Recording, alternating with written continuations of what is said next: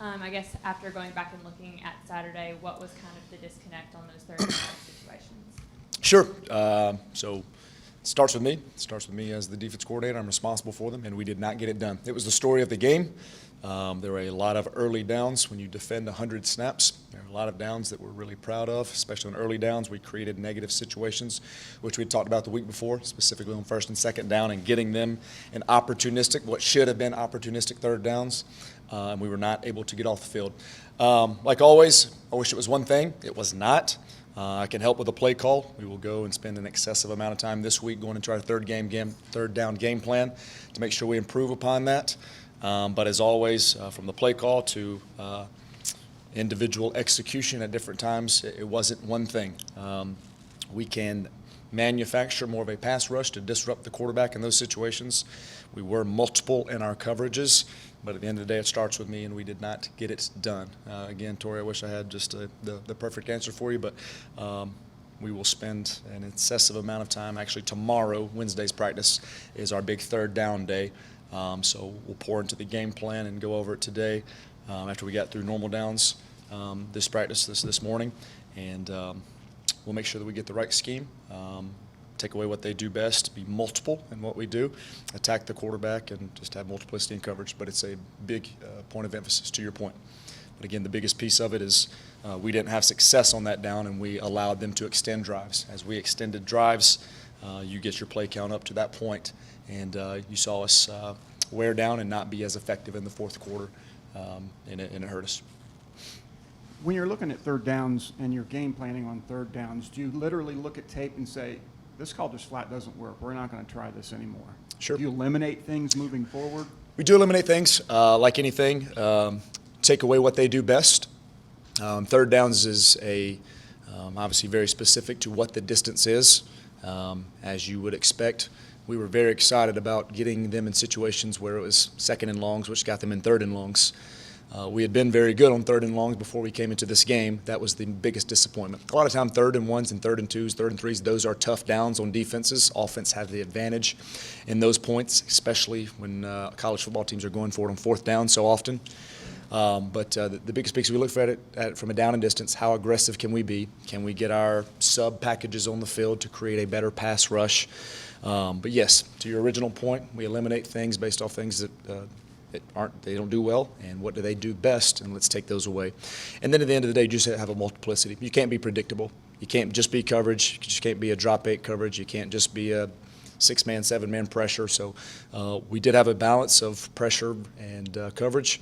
Again, it was a lack of execution, and again, that starts and finishes with me. So I think you had 7 tackles for a loss. Do you have a number that you shoot for each game, or is that a manageable number for you? It's a manageable number, but the play count was high, so you're also factoring in total plays, so that's still average. But again, we were aggressive on early downs. We've talked about this. We're probably not in a position to where we can sit back and just fit things perfectly and play base defense. We have to be aggressive. We have to create negative plays by movement up front, by sending 5 and 6 in different patterns. So we were able to do that. 7 is a good number. The expectation can be even higher. Obviously, our sack rate is still down, so we only had 1 sack. That was off of a fumble, an error on their parts. We hit the quarterback. We just couldn't finish and sack and create the big play as far as affecting him. I think it was David who said after the game that it was almost a reality check for him in the defense, and it was something that he kind of took to heart a little bit. I guess in that, how have you seen them process that over these past couple of days and then go forth into the preparation for this week? They're amazing. They really are. We're at a tough point. It's human nature. Society tells us to keep going because we're motivated by something and motivated by exterior things and motivated by wins. We have rare kids where they listen to the messaging of the head coach and they continue to fight through tough times, and it's tough losing. It's tough on everyone emotionally. It's tough on you physically when you play that many plays and a guy like David Curry who's played his tail off and is beat to pieces. But their response is unbelievable. I saw the clip yesterday by J.P. Mason, and just it was a really cool comment. He said, we don't practice like a team that's going through the adversity that we're going through, and that's what you can ask of them. We had a really good week of preparation. It did not pay off in a win last week. but it paid off in us improving as a team. And you saw improvements in different spots. You saw still glaring issues, the third down to your point. But they've got the right mindset. They have the right attitude. And you don't see anyone practicing like the circumstances right now. And as a coach, as a human being, as a man that's responsible for young men, it's all you can ask. And you need guys like J.P. Mason. You need guys like David Curry to co-sign your message as coaches, because there's a messaging as coaches, but the players have to execute it, and you have to have leaders who ultimately get it done and bring other people with them. So I can't be complimentary enough of those guys and the way that they've handled adversity. You face a quarterback Saturday who's both the leading passer and the leading rusher. What kind of challenge does that present for you Sure, guys? it's always a challenge, and then we've got those type of guys, so we face it often in practice.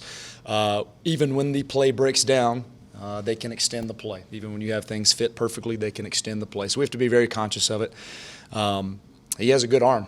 He's very good with a quick game, and he has a deep ball as well. So it's not you can't just load the box and have a post safety at 8 yards. I mean, you have to play a lot of your base defenses. You still have to play with depth to your defense because he can make those throws.